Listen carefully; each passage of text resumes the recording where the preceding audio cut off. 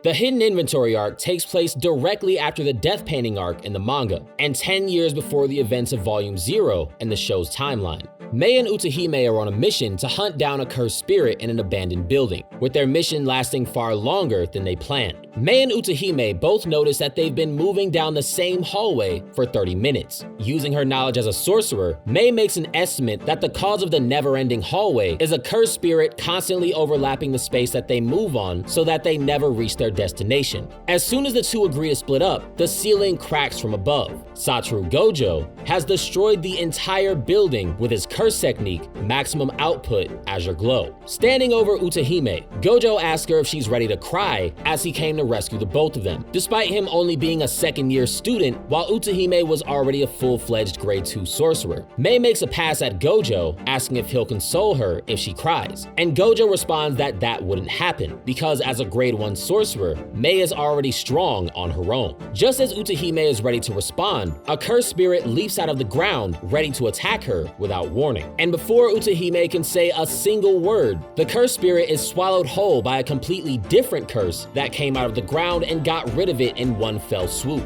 bringing the entrance of Suguru Geto, a fellow second year, who came along with Gojo to save Utahime and Mei on their mission, telling his cursed spirit to keep the curse that it just swallowed intact, as they're going to take it in later. While Gojo and Suguru comment on Utahime being weak, Shoko Ieri, the Tokyo Squad medic, makes her appearance. Mei and Utahime realize how long they've been gone, and Mei notices that the site of the mission where Gojo blew up a building has no curtain in sight.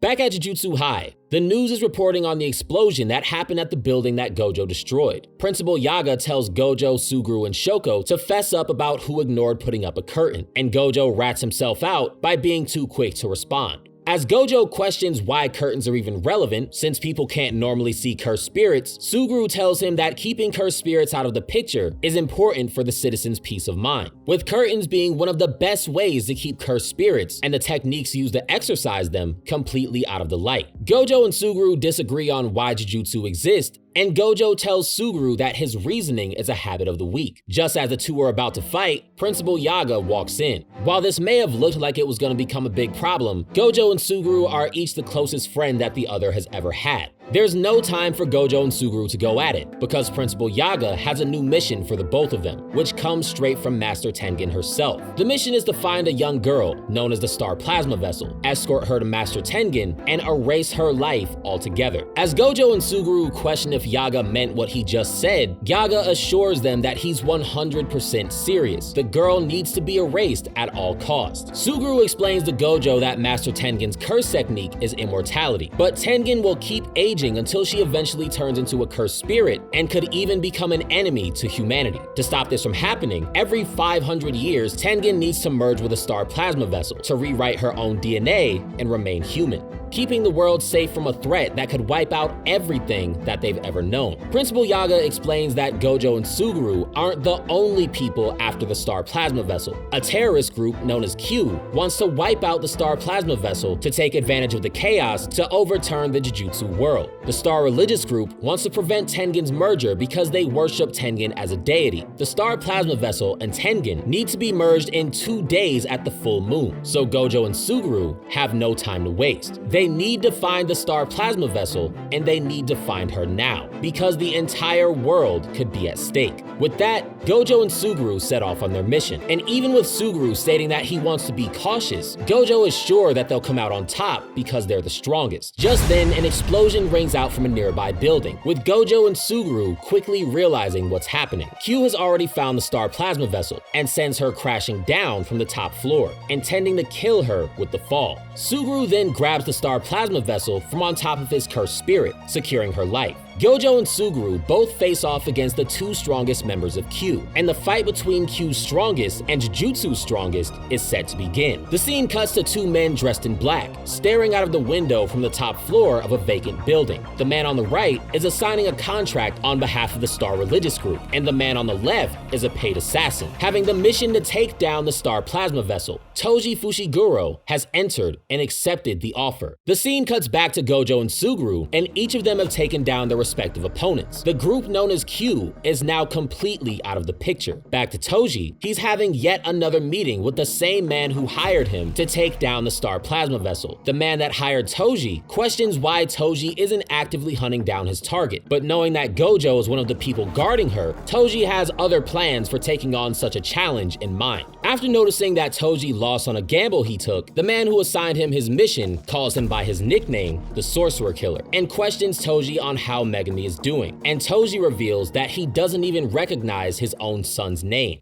Back to Gojo and Suguru, Riko Amanai, the Star Plasma Vessel, wakes up in Gojo's arms and mistakes him for the assassins who tried to kill her. Gojo and Suguru restrain Riko after she refuses to believe that they aren't out to kill her, and Masato Kuroi, Riko's caretaker, assures her that all is well. Riko goes on a long monologue about how she and Tengen are one, but she's really trying to cover up the fact that she doesn't want to die. As Gojo and Suguru look on in disbelief, Gojo gets a phone call from Yaga, who's back at Jujutsu High. Upon Tengen's request, Riko Amanai has to be allowed to enjoy her last moments. Merging with Tengen will be the end of her life, so letting her enjoy herself is also a part of Gojo and Suguru's mission. With Riko's caretaker being her only form of family, spending her time at school with her friends, and getting her last moments with Kuroi is exactly what Riko will be doing. Suguru then checks on his cursed spirits and realizes that 2 of them have already been exorcised. A bounty of 30 million yen has been placed on Riko's head, and 2 of the bounty hunters have come to claim their prize. While it may seem simple, this is all a part of Toji's plan from the other side of the mission. As a reminder, this is similar to Gojo's bounty that was placed on his head of 100 million yen, where 2 assassins thought that killing a child would be easy, but quickly found out that dealing with Gojo would be much harder than they thought. The scene cuts back to Toji, and he's enjoying a meal while talking to the man who hired him to take down the Star Plasma Vessel. The man who hired Toji mentions that Toji spent all of his money on Riko's bounty, and may end up with nothing if she dies, saying that the people who hired him could have spent the money on the bounty hunters themselves from the start. But Toji is well aware that Riko Amanai has Gojo on her side, and with the 6 eyes and the Limitless curse technique,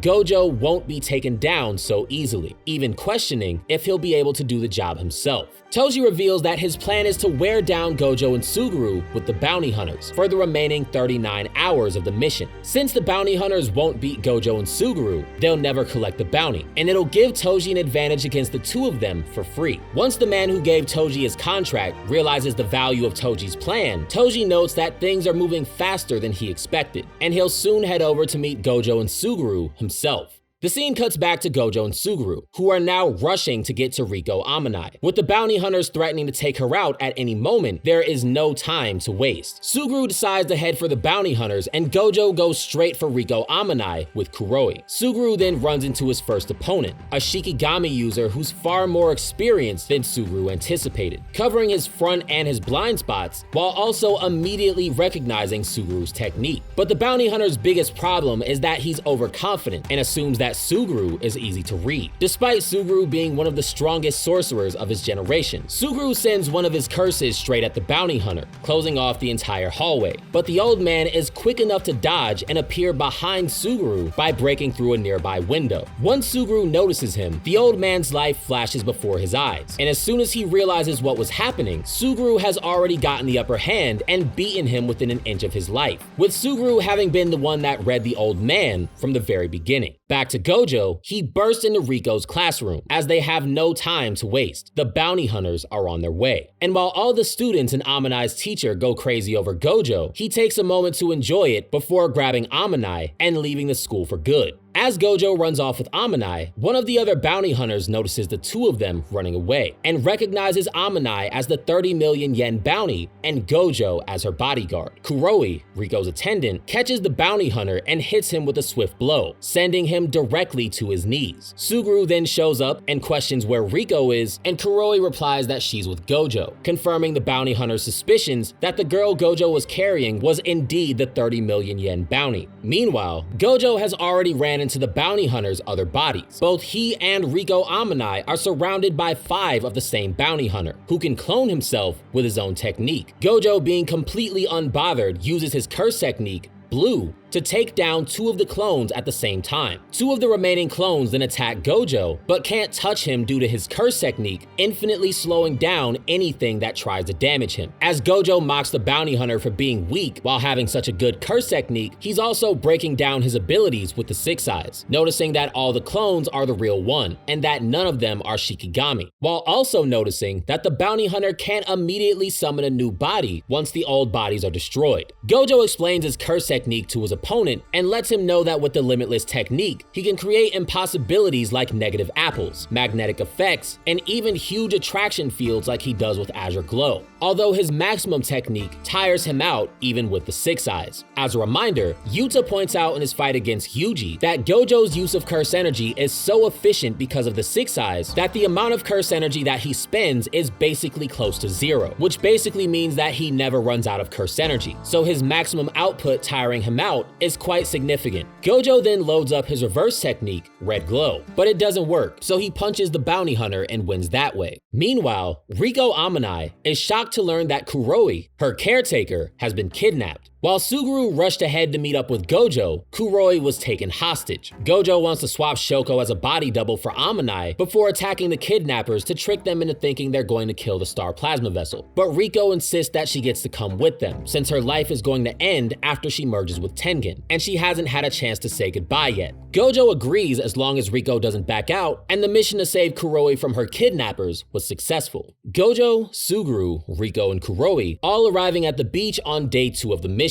When Kuroi questions how Suguru and Gojo were able to fly to Okinawa without being attacked, Suguru explains that he had his cursed spirits monitor the plane from the outside, while Gojo's 6 eyes checked the plane and the flight crew, ensuring the safety of themselves, the mission, and Riko as well. Nanami and Yuhaibara both arrived to take part in the mission in Okinawa as first-year students, giving the audience its first and only look at Nanami when he was younger, still having his famous curse tool that he uses later on in the series. Back to Gojo and Suguru, Suguru is ready to take Riko to Tengen to proceed with their mission, although Gojo insists that they stay for another day, since there will be less curse users in Okinawa, and by the time that they return to Tokyo, Amanai's bounty will already have been lifted. Suguru then notes that Gojo has been using his curse technique non-stop since yesterday, while also having not slept for an entire day, and was planning on doing the same thing again for a second day in a row. Gojo brushes it off as Suguru is around too, so even if he's exhausted, everything should be fine in Gojo's eyes. The 3rd day of the mission comes and Gojo and Suguru have successfully brought Riko Amanai and her caretaker Kuroi into Jujutsu High's barrier, and the second that Gojo lets down his curse technique, he's stabbed from behind by Toji Fushiguro. Everyone is shocked, but Toji is completely calm and collected. There's a flashback scene that shows that Toji and Gojo met when they were younger. After hearing about Gojo being born with the 6 eyes, Toji wanted to see what the hype was about, and it was the first and last time that anyone ever noticed his presence when he stood behind them. This explains why Toji knew so much about Gojo's 6 eyes when he accepted the mission to take down the Star Plasma Vessel, and why he was so meticulous with his planning, explicitly saying that this is exactly why he waited until Gojo was worn down before attacking him. Suguru sends one of his cursed spirits after Toji, which swallows Toji whole, and rushes over to Gojo. Gojo uses curse energy to reinforce his body so that Toji's blade wouldn't seriously damage him. Suguru tells Gojo not to let his guard down, and Gojo is confident that he'll be able to handle Toji, who rips out of Suguru's cursed spirit with a brand new weapon. Toji questions where the Star Plasma Vessel went, and Gojo taunts him, saying that Amanai's bounty has already been lifted, with Toji pointing out that he's the one that set up the bounty to begin with to trick Gojo into thinking he accomplished something by beating the bounty's time limit, so that he could attack Gojo when his technique wasn't active.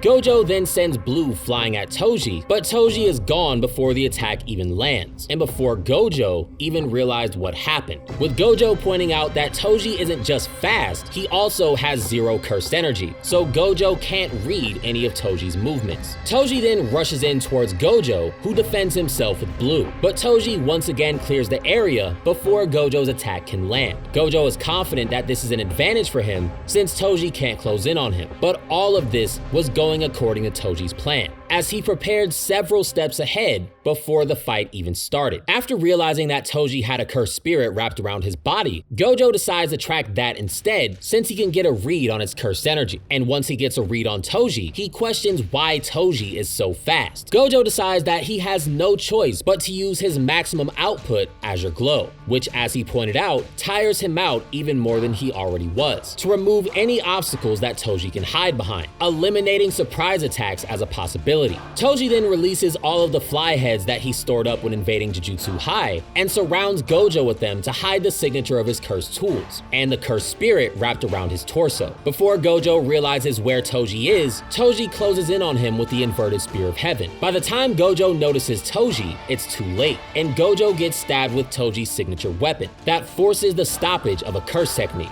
bypassing Gojo's infinity and ripping straight through his body. Toji then stabs Gojo several times in the legs, and there's nothing that Gojo can do to defend himself, since at this time, Gojo didn't have reverse curse technique. So with healing not being an option and his defenses out of the way, Toji was free to do as he pleased. Toji then uses a different weapon to stab Gojo in the forehead and leaves him for dead, saying that he's finally remembering how to complete his assassinations. The scene cuts to Riko Amanai as she's preparing her last goodbyes to Kuroi, her caretaker, and the closest thing to family that she's ever had. Suguru then leads Riko Amanai to the Tomb of the Star, which is just outside of where Master Tengen resides. Only those that are invited can enter, so Riko will have to go alone. Suguru then tells Riko that she doesn't have to do the merger if she doesn't want to, as even with the future of the world in danger, if the merger doesn't go through, Suguru and Gojo have already agreed to take Tengen on themselves if she goes out of control and becomes an enemy to humanity. Riko then reflects on how her entire life she was only raised as a sacrifice for Tengen and wants to live a normal life with everyone else. Suguru agrees to take her back to her friends, and then Riko is shot in the head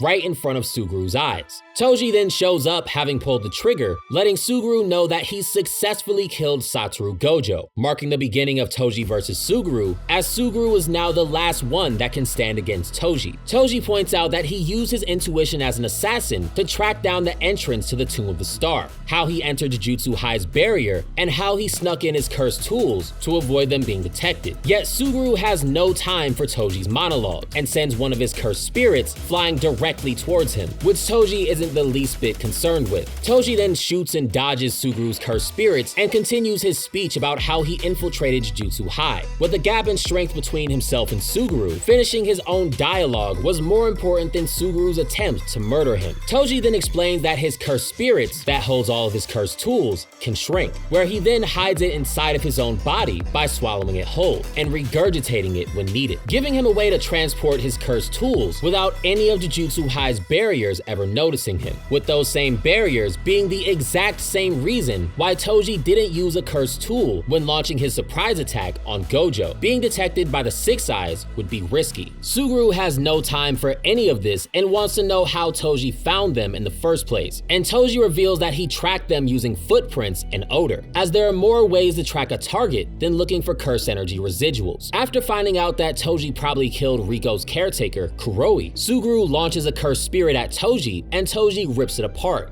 having the fight officially begin. Toji chases after Suguru, who's in shock that Toji ripped apart his most durable cursed spirit with no problem at all. Before Toji can close in on Suguru, Suguru summons a special grade imaginary vengeful spirit that puts Toji inside of an innate domain with a pact that won't be broken until its question is answered. Usually this would be a problem, but Toji figures out the domain as soon as he sees it and undoes its effects with the inverted spear of heaven. Suguru thinks this is the perfect opportunity to take Toji's weapons cache, as with him being much stronger than Toji's curse, he should be able to use cursed spirit manipulation to absorb Toji's cursed spirit. But Toji is far too fast for Suguru and rips both him and his special grade imaginary vengeful spirit apart with the inverted spear of heaven at the exact same time, all before Suguru could even move, taking down Suguru and saying that the only reason that he doesn't kill him is because he's unsure of what will happen to all the cursed spirits that Suguru took in if he dies, saying that both Gojo and Suguru, two people who were supposed to be the strongest sorcerers alive, lost to a monkey that couldn't even use Jujutsu. Monkey in Jujutsu Kaisen is a term that's typically used to look down on those that don't have cursed energy, and is a word that Suguru picks up from Toji in a process that Akutami calls sleep learning, after losing this exact fight. And just as Toji remembers Megami's name,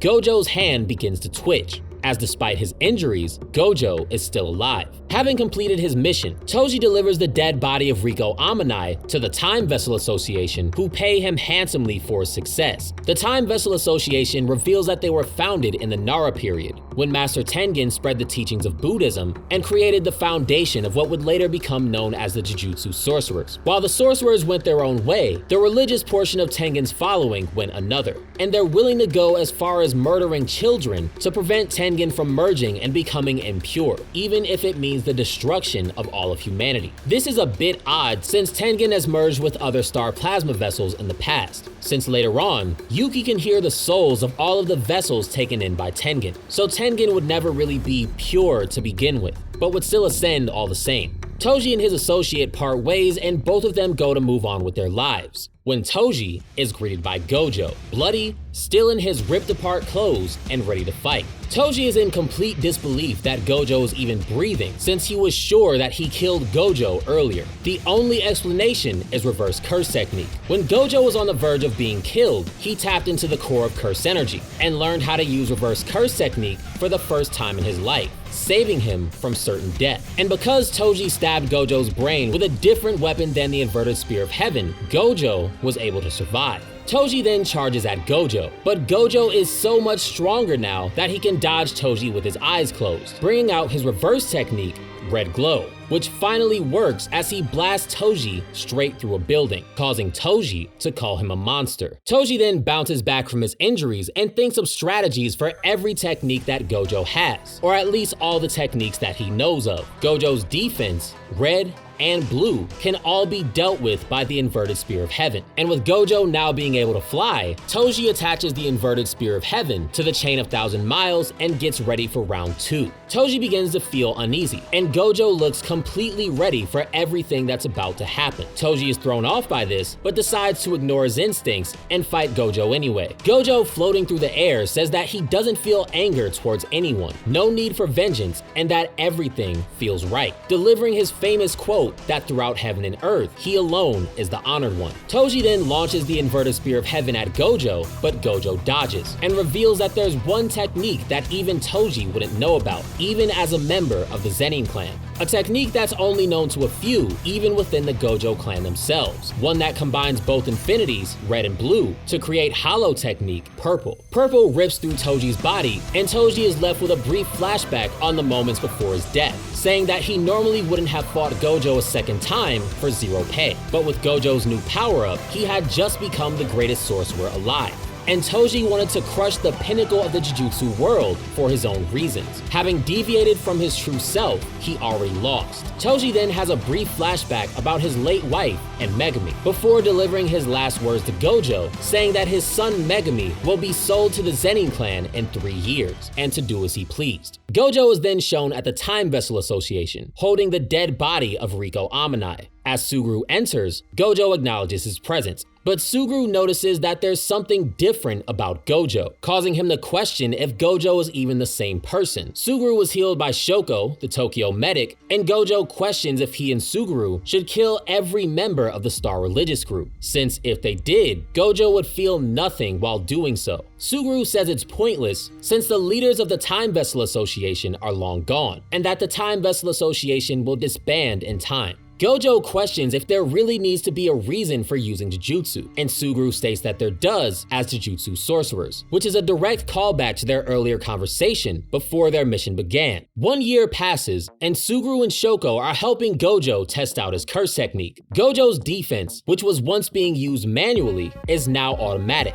He can now set his curse technique to automatically defend him from anything with a certain level of curse energy, mass, speed, and even different shapes, saying that he eventually wants to be able to distinguish poisons as well, but that will take time. And thanks to his reverse curse technique, Gojo can keep his Limitless active at all times, while using minimal resources. Since his 6 eyes making his curse energy cost so low, lets him use reverse curse technique around the clock to refresh his brain at all times. He's also minimized the usage of hand signs with his techniques, can activate blue and red at the same time, and still has his domain expansion and teleportation left. With that, Gojo became the strongest, and Suguru was beginning to break. The constant swallowing of cursed spirits, which was a taste that he couldn't stand, mixing that with the fact that the actions of the Time Vessel Association stuck in Suguru's mind, showing him the evil actions of those that he was saving, Suguru decided that he was done protecting non-sorcerers. Suguru is now in a room in isolation, until he's greeted by his high-spirited junior, Yu Haibara,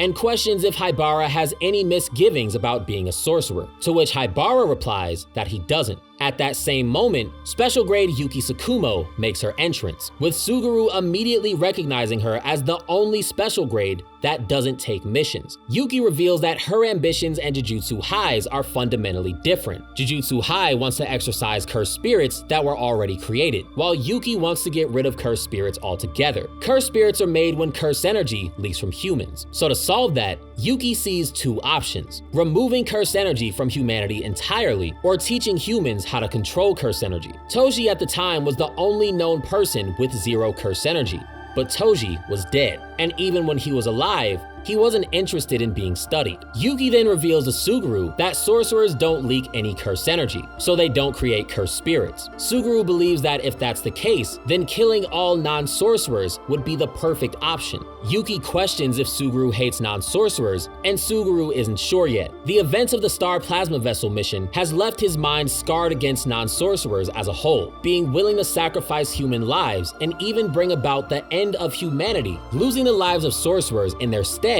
was no longer worth it in Suguru's mind. Yuki ensures Suguru that he still has time to decide where he stands. The scene cuts to Suguru and the Nami, and Haibara is now dead, questioning if the only thing at the end of their journey is a pile of dead sorcerers' bodies. 1 month later, Suguru decides to wipe out an entire village of 112 people. Having made his decision, Suguru becomes a rogue sorcerer, and is now considered a curse user and is subject for execution. The scene cuts to Gojo, and he can't believe what he's heard about Suguru. And when he learns that Suguru even killed his own parents, Gojo is floored by the news. Shoko and Suguru meet up in Japan, where he admits that all of the allegations against him are true. Shoko then calls Gojo, and Gojo and Suguru come face to face for the first time since Suguru's killing spree, and Gojo demands that Suguru explains himself. Yet Suguru has no shame for his actions and has completely accepted what he's done. Suguru tells Gojo that he wants to wipe out all non-sorcerers, and Gojo believes that Suguru's ambitions are not only pointless, but impossible. Suguru responds that they are possible, since Gojo himself could do exactly what Suguru is after, with Suguru believing that there's a point behind his actions, because regardless of how heinous his actions may be, he ultimately believes that he's ridding the world of cursed spirits and removing a fundamental problem from the world. Suguru then decides to leave, as this is the life that he's chosen, and he's not going back. As Gojo readies himself to kill Suguru, Suguru tells him to go through with it if that's what he wants to do, as there's meaning in that too. Yet Gojo can't go through with killing his best friend. Gojo is back at Jujutsu High with Principal Yaga, and questions if his own strength is enough, as he can only save those that want to be saved. Suguru then takes command of a religious group that's very similar to the Time Vessel Association, the group of people that Suguru had such a distaste for that he made his switch to a rogue sorcerer in the first place, killing one of their members right in front of them when they refused to accept his leadership and taking over by force. The scene cuts back to Gojo, who's now face to face with Megumi, the son of Toji, who looks exactly like him. Gojo tells Megumi that Megumi's lineage traces directly to the Zenin clan, one of the big 3 sorcerer families of Japan, who wants to buy him for a hefty price. Gojo then tries to rub in that he killed Megumi's father, but Megumi doesn't care, as he doesn't even remember Toji's name or what he looks like. Gojo assures Megumi that if he ever has an interest in learning about his father, then to ask, and Gojo will tell him all about him. He then asks if Megumi wants to be sold to the Zenin clan, and Megumi's only concern is the well-being of Sumiki. Gojo assures Megumi that there is no way that Sumiki will be happy with the Zenin clan. And with that, The decision has been made for Megumi to become Gojo's new pupil, telling Megumi to grow strong and to not get left behind.